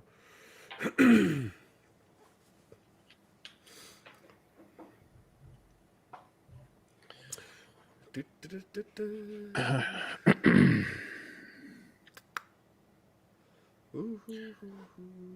So James is asking, he's got just cleaned his D1 Pro 20 watt and noticed the lens had a spot on it, so replaced it with the backup that was sent with my machine. Can I replace the lens that is in the brass piece? Yes, you can. As a matter of fact, I sell packs of these on Etsy. That's just the glass, as well as I include some O-rings to help put it back in without having to be glued in, or use the brass ring if yours is old enough to have one of those. But yeah, you may need to soak it in some acetone to get it to release. They did take to starting to glue some of those in over time, so you might have to let it soak for a bit before it'll pop out. But then, yeah, it literally is just clear glass. So you just need the right size to fit in there, and it needs to be clean. That's the thing, and cleaned with something that's not going to leave a film, that's not going to leave debris on it, and then that'll be fine. So um, you don't need to replace the whole brass and glass and buy it direct from them for that. And that's true on most of them. So Yeah, I've been using Steve's lenses for about a year now. They work, but if you run your laser enough, especially if you're doing some really nasty stuff, it's going to get on there. It's going to cause a problem. I run air assist all the time, but occasionally I still lose a lens to the struggle. Most of the lenses I've lost though is because my air compressor went bad. I didn't realize it, and it started spitting water on the lens, and that'll end one quick. yeah, Uh, yeah, moisture will do it. Mark, I'm not sure, but I can say that from my recollection, the Thunder is probably the same width as the P2, but I think it's deeper. It's 20 by 12. The Thunder is Yep, okay. So I've got their the website P. up. So I was going to say, how did you know that so quick? So then the P2, because the P2 is actually what 14. So Yeah, it's a little bit wider so on the P2. It sounds like. maybe it just looks bigger because the inside of the chassis is so much more open. I bet that's what it is because it looks bigger, but I guess it's just an illusion. Or maybe the honeycomb's bigger. And the work area is not. Don't know. Now I got to go measure that thing. Yeah, 20 by 12. Like I said, it may be. It just seemed like it was bigger than that. Oh, need to order some of those. I'm trying to scroll these comments, but I'm still behind. No, I'm getting caught up. I'm getting caught up. Steve lenses are real good quality. Don't tell Steve that. What's up, Martins? Curbside Creations. Yeah, I will say this now. Steve's, you can buy a pack of Steve's lenses of what? You send them 8 to a box or 8 to a card or whatever. Yeah, they're 8 lenses. I include a little 3D printed removal tool that may or may not help with unscrewing the actual. If especially if you have the older ones had a brass nut on the inside that was always hard to get out, so that 3D tool works well for those. And then I include a couple of high temp O rings that will go in. You put the lens into the brass cap, you put the O ring in, and then you screw it onto the bottom of the module, and then that O ring just kind of cinches it up, holds it in place, so that you don't have to re-glue it or worry about that nut. So Yeah, I was just like the single. If you get a single from Atom Stack, I think has the cheapest replacement lenses on the market because most of them are the same, and they're $30 a piece, and it takes like a couple of weeks to get them if you order them from them directly. So I do know it's a much more cost effective route.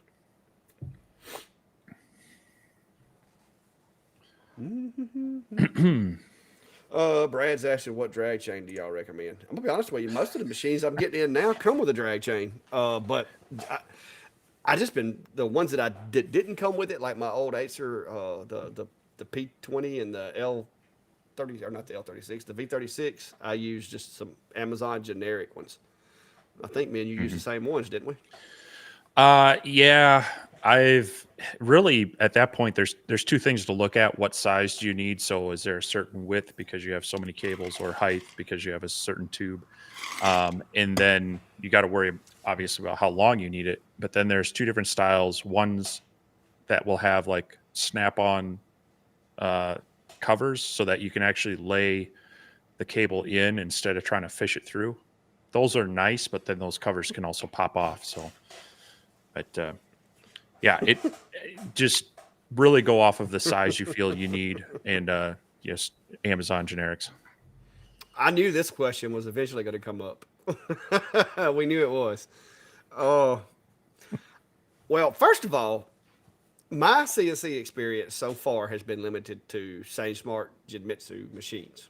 Started off with the 4040, got the 3030, now I got the 6050. The reason that I'm going to go with the Shapeco, one reason is because I got a good friend of mine here in town. His name's Tip. Stanley's his real name. He's a retired sergeant major with the Army, and he does a lot of CNC work. And me and him are involved in a lot of groups together. We, like he got a X-Tool D1 and was doing some laser engraving. So we've kind of ran into each other, and we've talked shop a lot. And I know Tip uses the Shapeco. He's got the Shapeco 4, I think he said, 4 foot by 4 foot. And I have sat down and talked to him about his machine and how well it's performed and what kind of stuff he does, speeds, feeds, all that kind of stuff. And from what I can tell, it's a good machine. Another channel that I watch also has one, and so you know, 731 Woodworks, he has a Shapeco, as well as Samcraft has a Shapeco, and so I've watched every video they have on the machines. I've talked to Sam about his. He said he loves his. Hadn't had any complaints with it. Steve was trying to sell me on the Onefinity, and it was kind of up in the air. I was torn between the X-Carve Pro, the Shapeco 5 Pro, and the Onefinity Elite that they just came out with. And to be honest with you, when I emailed the companies and was like, hey, this is who I am, this is what I do, I'm looking at getting a machine, the response I got from the companies was kind of what pushed me over completely to Shapeco side, because out of all the companies that I emailed, only one of them actually emailed me back in a personable way and was like, what do you plan on doing with it? You know, blah, blah, blah, you know, and engaged me in actual conversation. And so it was Shapeco.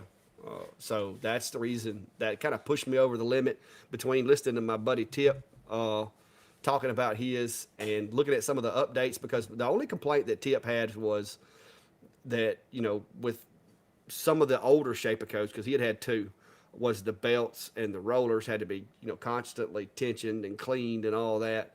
But you know, talking with him, talking with Steve, you know, with the new ball screws and stuff like that they're putting on the 5, I think a lot of the issues that Shapeco had are going to go away. And I like the look of the machine, the companies, the way they approach business. I like, so that's the route I'm going. I even started to go ahead and order the spindle kit and stick on the 6050, but I'm like, I'll be torn apart with that spindle, because that is a massive spindle to be putting on that 6050.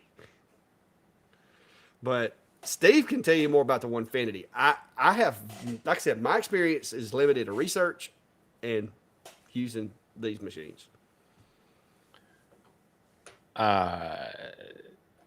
So I've had experience with a number of machines. I had a friend of mine had, I want to say it was maybe even the Shapeco 3. Definitely had the you know, your typical V slot wheels and such and belts. Didn't have any linear rail on it. And it's a good machine for a hobbyist. He did a lot with it, but you know, I'd had similar machines from like open builds and such that had the belts and the wheels in a more, even a hobbyist production environment where you're running them quite often and quite hard. Having to mess with those belts and those rollers getting dirty and wearing out was a bit of a pain. And so when I was looking to, you know, swap out my machine and get a little bit bigger, the Onefinity had come on the scene and had eliminated a lot of my problems. I've been very happy with it. There's a lot of people who are very happy with it. They do have a bit of a lead time on it. It's gotten better and also come back as they release new updates and new machines. So it's not something that you're going to buy now and have, you know, in 2 days like Amazon. I think they have about an 8-week lead time on their machines. So I really like it. It's a very good machine, and I've upgraded it. That's the other thing, is that when possible, they've offered upgrade kits to previous owners to say, okay, now we have the wider woodworker versus the original journeyman. They offered a path where for a lower price I could buy the upgraded equipment, and then they take the parts back and they would refurbish them and get them to maker spaces and such. So you know, it is very nice. They do have a good following online. They are mostly assembled out of Canada and then shipped into the U.S. and other places around the world. So that is appealing to some people.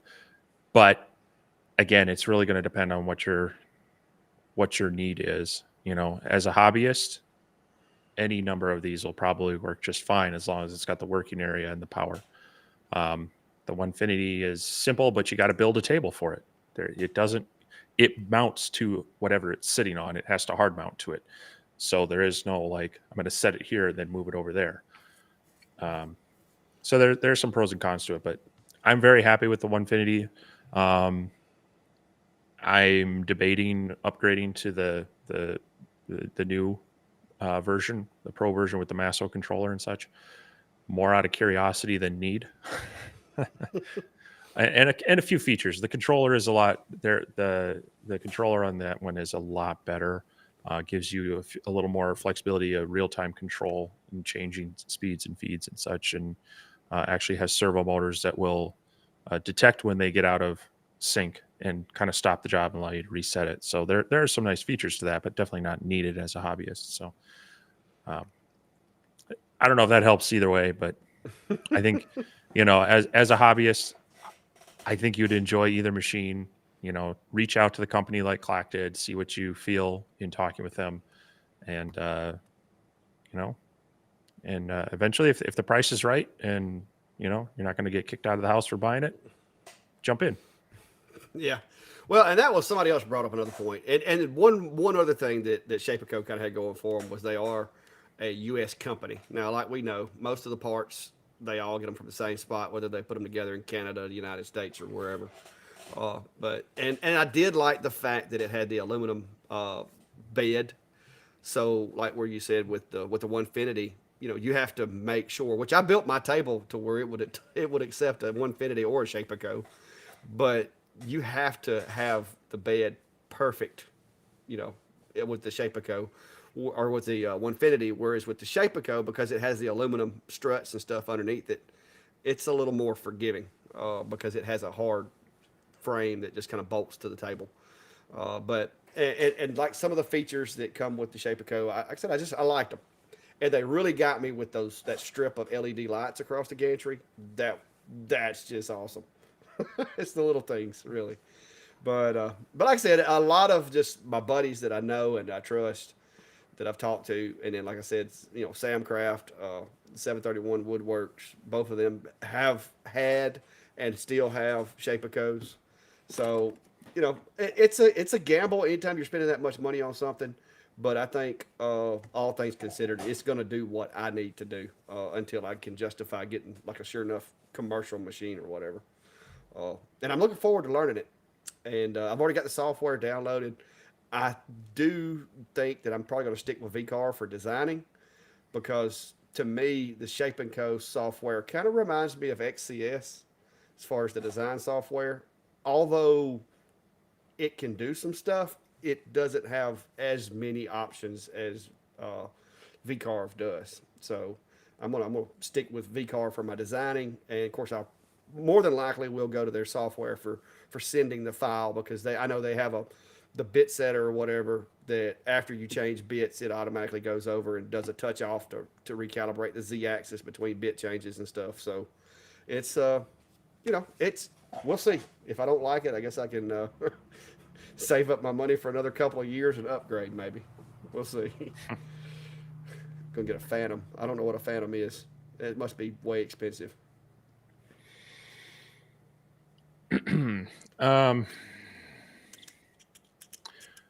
Earl's asking about the lenses. Are the lenses all the same size? No. Many of the machines use the same size, and they have. I don't have one here right to show easily, but they have. It's about a 16 millimeter outer diameter and a 14 millimeter inner diameter. It's a brass cap, and those are fairly like that. Those are fairly identical on almost all machines. Some of them have a slightly different depth to them. However, Ortour, I know, has a much smaller lens. I think it's about an 8 millimeter. Sculpt Fun as well has a smaller lens. I'm not sure if it's 8 or 10 millimeter. I don't know about the Lasermatic. You maybe have looked at yours or not, but I haven't really took it apart to look at it. To be honest with you. I probably if it's should. like the Algo, I think the Algo is the same, and it has a 14 millimeter one. So you really got to take that brass end cap off and measure it to be sure. I've had the chance to look at a lot of machines, and I try to validate when I can. But that's the best way to know is that if it has that 14 millimeter inner diameter on that brass cap, then yes, these lenses should work for you. If it's smaller than that, then they're not. And I haven't really found a good way to, when they get into those smaller lens sizes, to make them consistently. So unfortunately, I can't provide them for some of those smaller ones. See, I'm a little shocked you hadn't got you like a diamond CNC bit or something and started like turning those things out on a CNC. Yeah. I mean, you would think it would be possible. Well, I mean, But the thing that's nice about these is, like I say, the majority of manufacturers using the same ones, but then there's kind of the outliers, and then it's a matter of how many, the time to make them and package them and do them differently versus that. So I just haven't found a good mixture for that.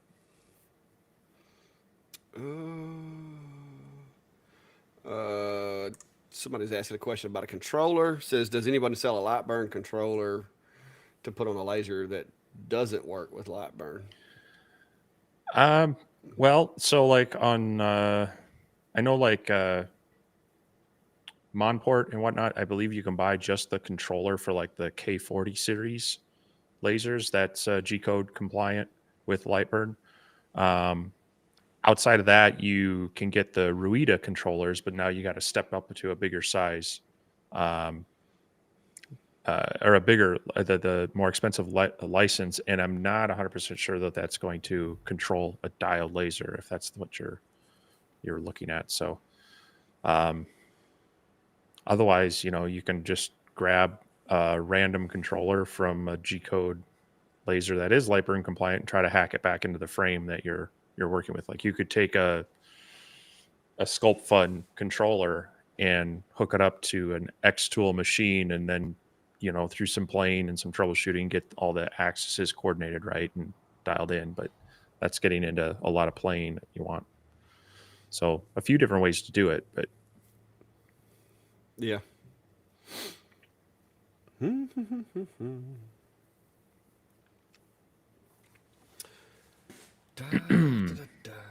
Well, I got a machine that's dead. I technically could play around with, but I think the controller's the problem with it, though. That's the issue.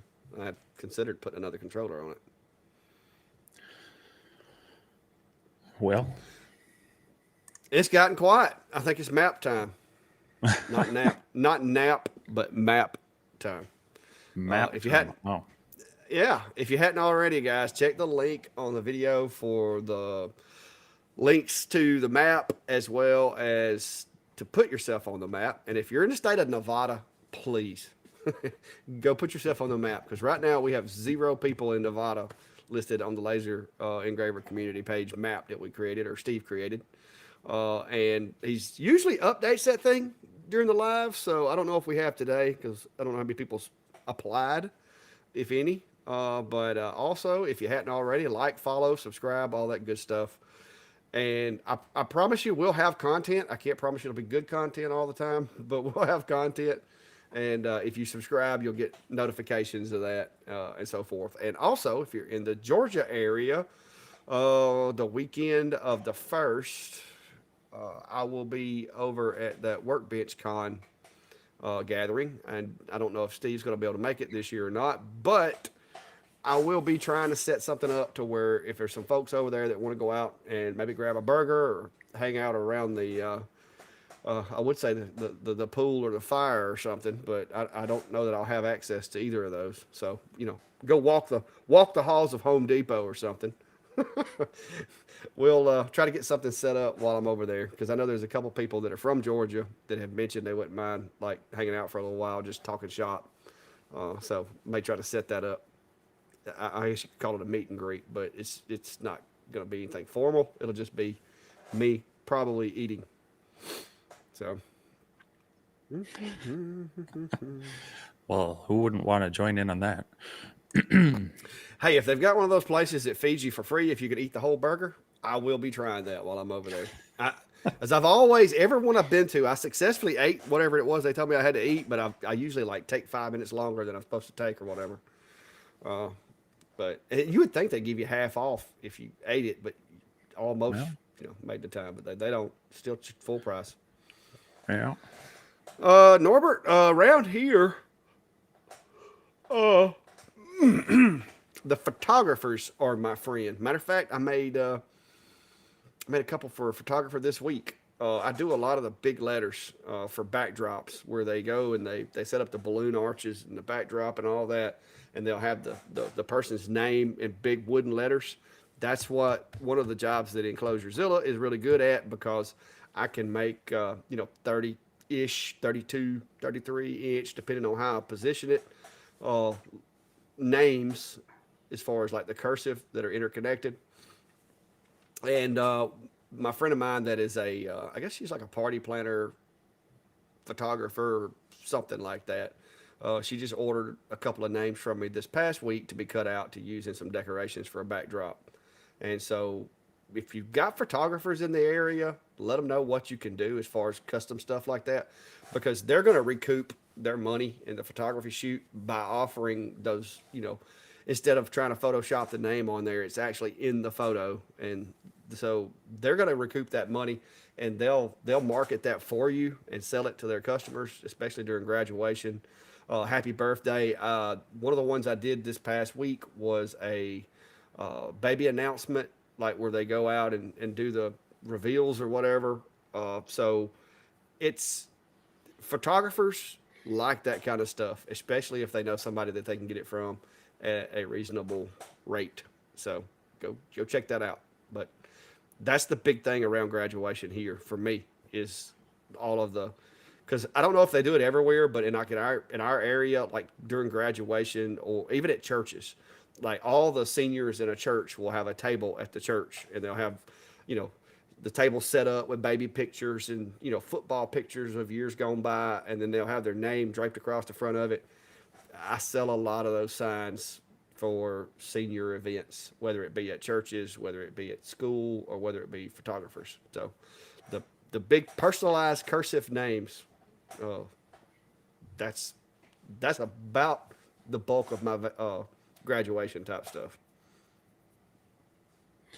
Yeah, I think you're right on that. Is teaming up with photographers there because you could also spin in some, customized picture frame type things that they could use to display some of the photos at their, um, they're usually they're having like a graduation party, a reception kind of thing, um, and so a lot of it's going to be really around that kind of presentation of memorabilia, um, with tying it in with photography.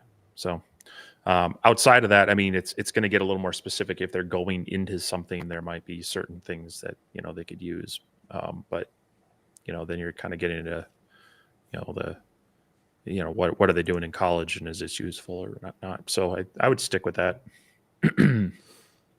Yeah, somebody was asking about college courses, something. Hang Have you looked on. into college courses on Lightburn? Yeah, I don't. Yeah, so I interestingly enough, so we do have a few lasers at the community and technical college I work at. Most of them are using like epilogue lasers, and so they're using Corel Draw with the print driver plugin, and so they're not even using Lightburn, even though they're using lasers and such. But so I haven't really seen a lot of college courses around Lightburn, but YouTube and or what are they? There's like some of those online learning portals like LinkedIn Learning and such may or may not have it on there.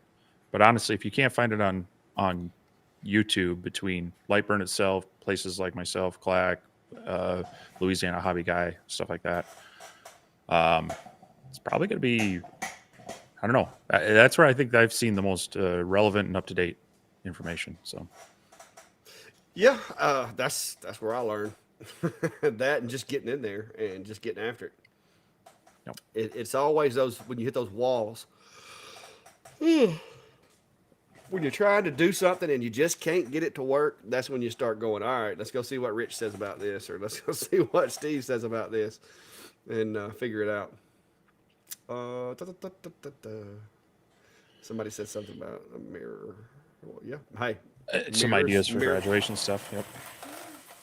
mirrors are mirrors are cool. Look at my little tiny mirror I did today. Hey, it's a tiny one, Yeah. but look, it sits on a shelf, and if it didn't stick in there real good, this one's stuck in there pretty good. Come out of there. Okay, that one was still a little wet with the paint when I put it in there, so it might not come out. So, unfortunately, I had bought a bulk bundle of mirrors, and instead of having a dark background, it had a white backing on it, and so it's given my dialed.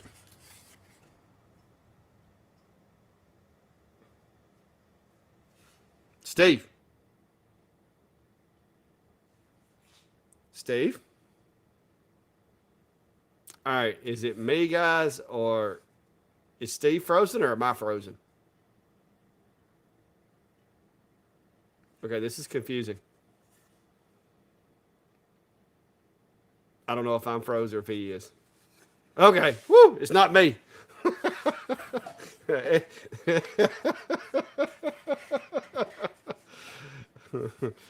Oh, somebody done stepped on the lag switch over there at Steve's house. He's frozen in time. Hang on, I don't want to embarrass him too much. Let's let's get that pose off the camera for a minute. But but no, he got the same mirrors I did, so I was going to tell him that. But these are the exact same mirrors. The only difference is I run through like 4 of them doing test grids.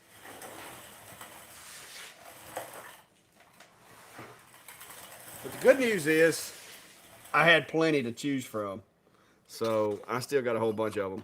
But yeah, they had this white stuff on the back, and it did make them a lot harder to do. Uh, I had to run 3 or 4 through a test grid before I finally found a setting that was acceptable. So they were a little painful getting them done, which I was doing them with a 10 watt, the little cube right there, which is the smallest diode laser I've ever used. And it worked. Let's see, I did this one here because I know somebody around here is going to be wanting that one. So I used to work there, and I know a lot of guys there. So that one's going to go somewhere. But yeah, pretty neat. I thought Steve would come back before we had to get out of here, but somebody may have run over a power pole at his place or something. Hmm. All right. Somebody said mannequin challenge. Yeah, I thought it was me. Vince, I got them on Amazon, and I've got a video that I didn't release. It should be through processing. I was actually working on it right before the live, so I'll be releasing the video here. Well, I may do it tonight. What the heck? But the link to the mirrors are in the description. But I will tell you, they are tough. Like the coating on them, it's tough. So you've been warned. I mean, they're cheap. There's a bunch of them, so you can afford to test. But it took me 3 different tests to get them done right. And I was out of red paint. I did a little Happy Valentine's Day one, but I was out of red, so I had to use orange paint. But they are they are definitely tough. But the cool thing about it is with my little display thing is you can take them out and put them back. But as you can see, once I engrave them, I put it on the back, different colors. The one that I did with the Gadsden flag, that one was 3 or 4 layers. And so that's why it's kind of stuck in the frame, is because it wasn't completely dry when I put it in here. But this one actually has yellow. I don't know if you can tell it's yellow with the lighting in here's horrible. The snake is actually yellow and black. The text at the bottom is black, and then parts of the snake are black. And I did all of that with that little guy. It wasn't fast, but it was effective. So everybody had asked me, everybody been asking me about doing smaller mirrors because people that have the F1 or have different machines that don't have the big enough work area, and so I did these just basically for the F1 people out there that want to do a project. That frame file, if you've got 120 by 120 millimeter work area, you can actually cut that out and make that file. Now you'll have to do it in three pieces because you've got the way that it works. Hey, there comes Steve. There he comes. He's coming back, guys. But the way it works, the way the frame works, you got the back part, and then you got this little piece here, which is opened at the top that allows the mirror to be slid in from the top, which this is actually supposed to be this way. So that piece is open. It allows the mirror to be slid in through here. And then the front piece is basically just trim to kind of hide the edge. And you can make this opening as smaller if you wanted to by resizing this, letting it shrink down or widen if you needed room to engrave here. And then of course the little kickstand, which just basically notches into the back right there. So, all right, we were just talking about mirrors. I had to hide you. You froze like that. So, so I had to hide you for a minute. It was embarrassing. These are the backing is that wavy white crap that Steve was talking about. It's got a texture to it. It's white and it's got a texture. So it took me 3 or 4 mirrors and playing with everything from the LPI, speed, focus, everything to finally find a setting that I liked. It took a while. The first couple I did, it was a no go, but it took a while. But I got it working.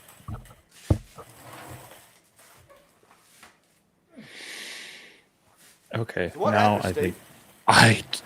it just Streamlabs locked up, and then everything else locked up, and everything Ugh. was trying to go to bed early on me. I guess. I think you were yawning too much. Yeah. See, here's all my test grids. I got test grids on top of test grids on top of test grids, and finally got a setting that I could live with.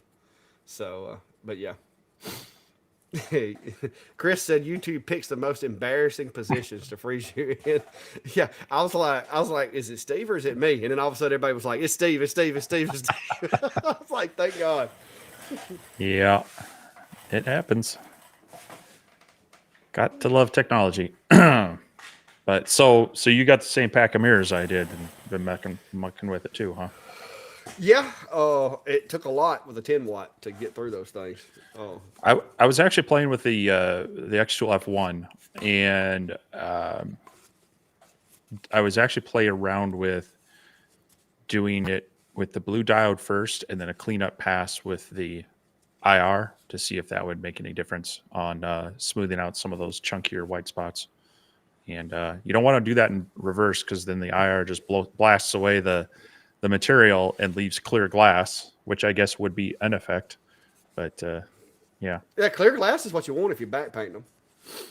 Well, I mean, yeah, sometimes you want that frosted look too, though. I like it. The clearer the better when you're painting them. But see, Yeah. hey, and I even look at this. Woo! I even got a little jig kit for the iCube now.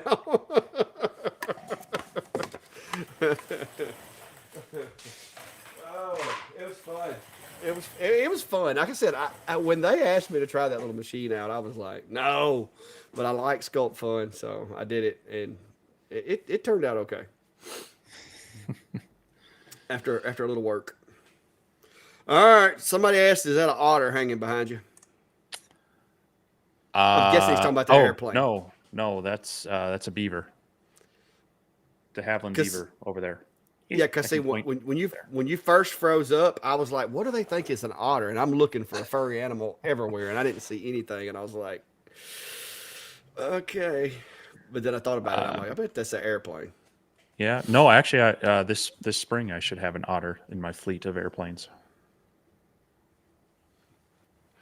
This one Somebody was. This one was actually it was a cover model for Fly RC magazine when I did the review on that one. So Says we got a couple more questions that Steve had to take a sabbatical for a minute. Could you use your screen printer for the multicolored mirrors? Make a jig for the screen printer. No, it with the mirrors. Basically, you put it on there. You have a layered burn. You burn the opening for the first color, paint it, put it back on there, burn the openings for the second color, paint it, and it's repeat and rinse, repeat and rinse, repeat and rinse. As many colors as you want. But now each time you paint them, the paint gets a little thicker. So sometimes you have to tweak your settings. Like with the one where I did 3 different coats of paint, there toward the end, I was getting a little bit of leave of the paint on the glass. And so I actually ran that one 2 passes to get it cleaned off well enough to where the green would show up, because green's not a color that shows up real well through mirrors. But it's the secret to doing those mirrors is you have to make sure when you put that thing back in there, if you're doing multi layers, it has to be in the same spot, or you're going to have a little bit of off in your design. So, but yeah, it's the mirrors. There's no need of, like I said, it's spray paint, rattle can. That's all you got to have. It's like making a stencil and spray painting it. But anyway, I guess that's about it, guys. It's been 2 hours and 6 minutes. yeah, well, shorter for me because I took my little break. Yeah, Steve, he was just like, Yeah. that was funny though. I should have But screenshot it. I can go back and watch it in the replay. yeah, oh, that'll be great. All right, guys. So, any last questions? Last call. You ain't got to go home, but you can't stay here. Who are we kidding? You're already at home. But yeah, what's to come at the Steve's workshop, Ventari's workshop in the coming up week? You got anything Oh, awesome coming out or what? I hope I actually get some time out here. I apologize. The videos I've been working on have not come out. Life has gotten in the way. Let's see. Maybe you can see it. This is the Atom Stack A24 enclosure, and Your enclosure so looks different than mine. I got that. Okay, well, that's what came in the box. I got that built and on the laser, so I'll be playing with that. And here, okay, yours just still in cardboard. So we'll be playing with that one a little bit, and then I also have a nut. Well, let me grab it quick.